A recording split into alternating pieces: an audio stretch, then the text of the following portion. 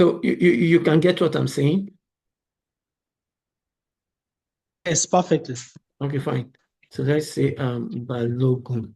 Now, as I'm using Balogun here, because Balogun is a string, I have to use this. This is a literal string, a literal character. So I have to use that. So when I say print name, okay, is it's going to print 7 and it's going to print Balogun. Okay, fine. So that's a variable. Let's go more on that.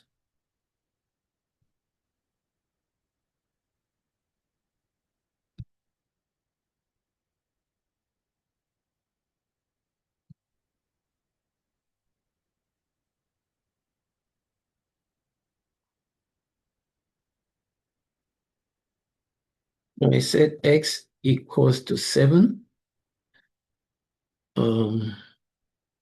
Print x. Okay.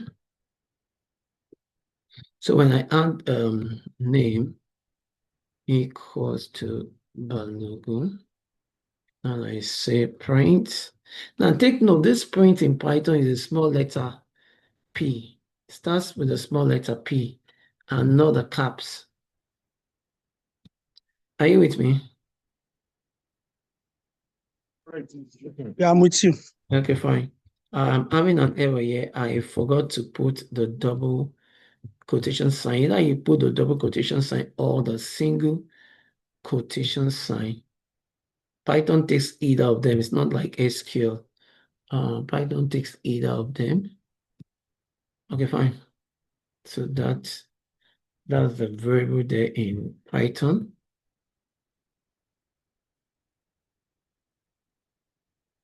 Okay, let's look at rules for naming variables in Python.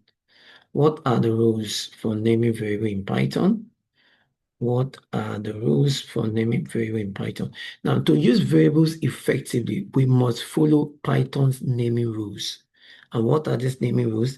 Variable names can only contain letters, digits, and underscores. To use a name for a variable must contain either letters, digits, or underscore. But take note how a variable name cannot start with a digit. You can't start it with a digit. Either you use a letter and put a digit letter. Variable names are case sensitive. Take note of that. My var is different from my var. They're two different things. So are different. Avoid using Python keywords. Every program, even Microsoft Word, Excel, there are some keyword that are associated to each of these programs, And once you use the keyword, it will definitely give you an error. So now avoid using Python keywords, e.g. if, s, for as a variable names. So avoid using that. Okay, let's look at the rule for naming variable. Now you can see age equals to 21. Underscore color equals to lilac. Total underscore score equals to 90. Now these are correct variable names. But once you come to one name equals to error, start with a digit. Python is going to give an error with this. Now let's just quickly try all this. Let's just try them and let's see. Let's say we have one name equals to 10. Print one name. Okay, let's see. Now it says give me error, invalid decimal literal. Invalid decimal literal because I make use of 1 before that. So that is not a good variable name in Python. So another wrong variable name in Python is to use like class. Let's say in class. And you say class equals to 13. You run this line of code. It's giving us error again because class is already a keyword associated with Python. So we can use that word class. Then we have another one, username. Now I have something like username. Let's say class sub. Okay. Now let's tell Python to run this, to print this class sub. Okay. Now Python is giving me what error? Why? Because of this hyphen. Because of the hyphen, the dash. Instead of that, rather use underscore. Let's use underscore and see what Python is going to give to us. And you can see it's giving us what 13. So these are all the naming rules in Python. You must adhere to all those naming rules to Python while using variables to work in Python. So these are some of the naming rules you must adhere to while using variables in Python. Okay, now let's look at assigning values to variables. You're already familiar with this. Basic assignment variables in Python are assigned values using the equal to operator. Use the equal to operator to assign values to variable in Python, such as x equals to 5, y equals to 3.14, and z equals to. Now let's look at dynamic typing. Python variables are dynamically typed, meaning the same variable can hold different types of values during execution. Now, we have x equals to 10, x equals to now a string. Okay, now when you now print this, Python will give you this last value. Okay, let's quickly try that. Python will give you the last value. Okay, let's say x equals to 12. X equals to, okay, let's say play um play play card. Okay, let's just call it play card. And now I want to tell Python to print X. Now, because Python will be complete, Python will just give you only that of the last value of X. Now, it's going to give print X. Now, also you can give a particular variable more than one value. Now, like this particular case, Python allows assigning, okay, multiple assignment. Python allows multiple variables to be assigned values in a single line. Had it been used on a single line, Python would have printed that out. Now, Python allows assigning the same value to multiple variables in a single line, which can be useful for initializing variables with the same value. Now, A equals to B equals to C equals to 100. Now print A, B, C. Python is going to, because they are all equal to this. So let's try that in Python.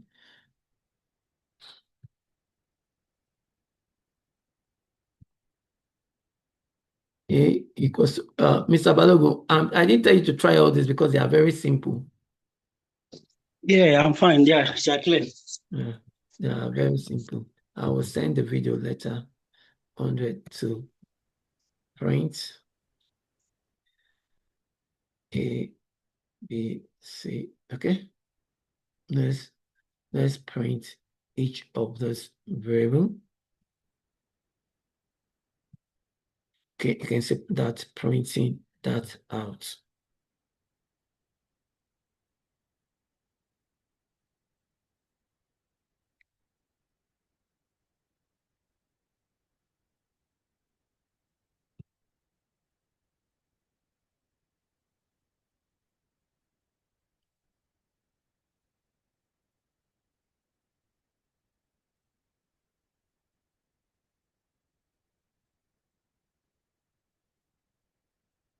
Okay, assign different values to a variable. We can assign different values to multiple variables simultaneously, making the code concise and easier to read. Okay, X, comma, Y, comma, Z, comma. Now you can see there is a comma for each of them. Now it's equals to 1, comma. Python is going to know that X, 1 is for X, 2.5 is for Y, and Python is for Z. So you can see using the comma after each of this. Now let's try that.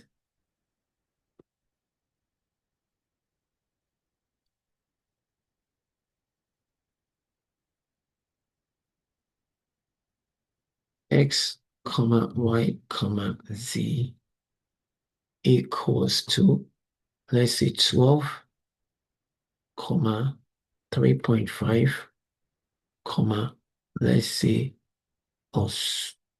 Okay.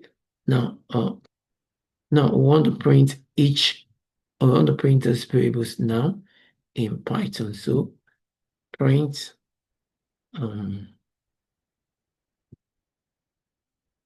just print X, Y, Z. Okay, this Ox variable, well, remember is a string, so we have to use that. Okay, fine. I can see Python printing that.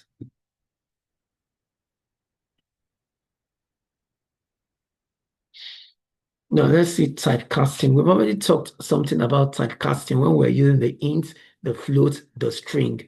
Now we use the int to convert the value entered by user into an integer, because when users enter value into that particular code, Python sees it as a text. So we use the int function to convert it to an integer. If they enter the decimal number, we use the float function. So that's what we talked. That is what is called typecasting. Typecasting refers to the process of converting the value of one data type into another. Python provides several built-in functions to facilitate casting, including int function, float function, and a string function, among others. These are the basic ones that are mostly and commonly used. The int function converts compatible values to an integer. The float transforms values into floating point decimal, while the string converts any data type into a string.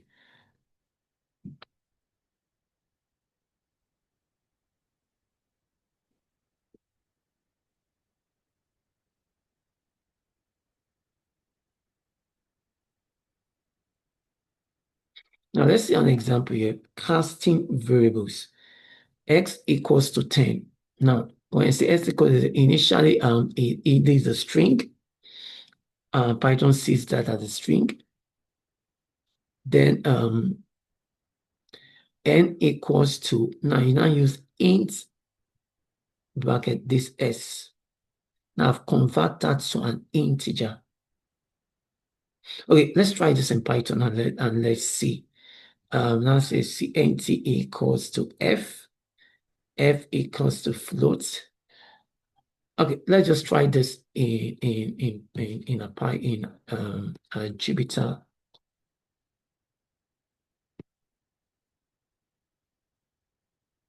Okay, here we are looking at typecasting. I've explained what typecasting is. Typecasting is a process of converting the value of one data type into another data type, and it is an inbuilt function in Python. And the basic typecasting is int function, the float function, and the string function. Okay, now look, let's see this example. We have x equals to 10.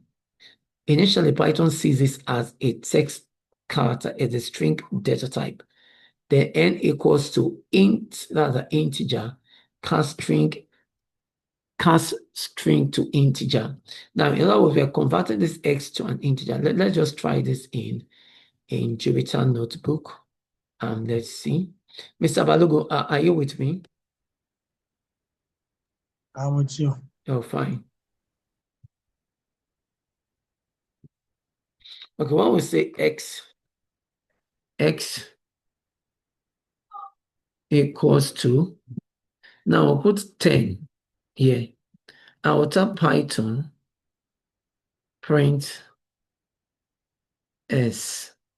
Okay, now we've already said x equals to 10. Python is seeing this as a text because we've already used a string to that. We already use a string to it.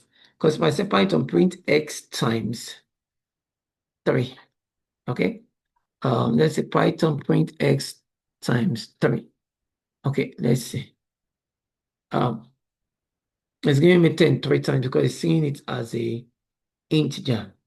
But it's seeing it as a text, as a string. But once I remove this, I say x equals to 10. It's giving me 30. It's different from what user are putting into the other one that we request a user to put values. When user put values, Python sees it as a string, just like this. That's how Python sees it when user put in value. But this one we are typing it direct. So Python sees it as a number and an integer data type. Okay, now add x equals to this. Now I want to convert that. Since we've known that is a text data type, now let's convert that. Let's say n. Let's say n equals to int. Now we're using the integer function. Now this integer function will now convert converts this s to an integer. Then I answer Python print this. Now you can see now is the an answer Python print this is giving me I said Python print, sorry, n. Now you can see me is giving me 10 3 times. Now you can see it's giving me what 30. But once I did this, I removed this line and I say Python print this. Look at what it's giving me because it's recognizing this as a string data type. But the moment I bring back this, I say n equals to, I convert this s that is 10 into an integer and I say Python print this n times 3. It recognizes this as a integer data type, that's as a number data type. Also, let's see the f. F equals to since equals to 5. Let's add this. Let's call this CNT equals to 7. And let's since equals to 7, F equals to float CNT. Now you can see this is an integer data type. And I said so that 7 is already an integer. I'm now telling Python to let's use the f equals to float. Now I'm converting it to a float data type. I'm converting that to what? Casting. I'm converting that to a float data type.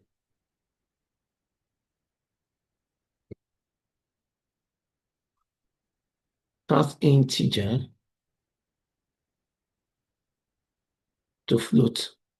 Now I'm converting that to a float data type and now tell Python, sorry, I'm now telling Python to print f. Now I've converted that to a decimal data type. Now you can see it's giving me 7.0.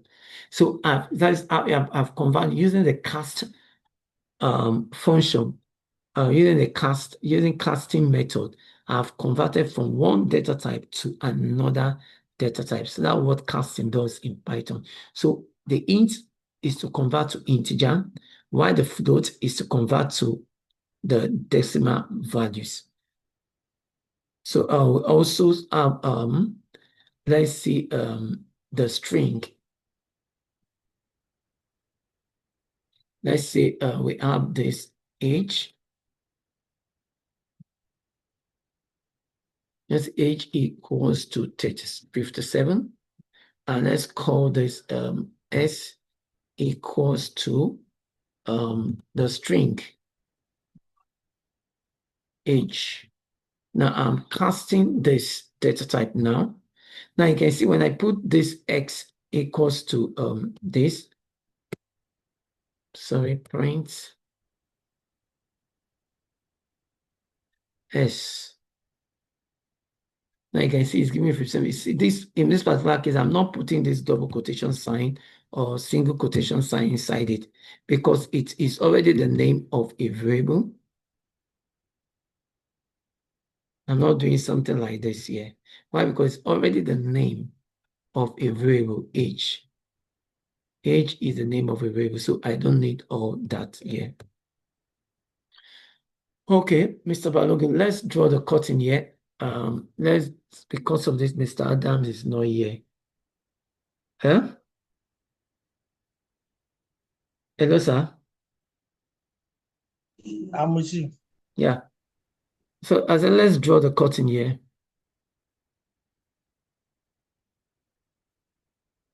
What did you say? Yeah, I said it's okay. So Let me let's practice all these ones. yeah. So let's don't go too far. Yeah, I have a question, please. Okay. I'm with you. You can ask the question, please. At what point do you use Python for data analysis where we can Yeah, actually use? we are coming to that. Okay, okay. We are coming to that, but Python for data analysis really comes in advanced Python because Python for data analysis when you are looking is in advanced Python when you are looking at Python pandas, we are looking at Python skip, Okay. you are looking at Python pandas, Python skip, you are looking at matplots, you are looking at all these are part of advanced Python. We are looking at pandas, matplot, skip. Um, they're up to they're up to five.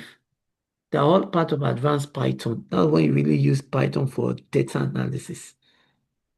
Not Can we do the introductory part of those what's it called? okay. Of I will touch them for you people once we have done with this. What we have for this okay. elementary aspect of it. I'll just touch little of it for you guys. Okay. Yeah. So at the end of let's finish with what we have in our PowerPoint first. Then at the end of it, just remind me, I will touch those five of them. Okay.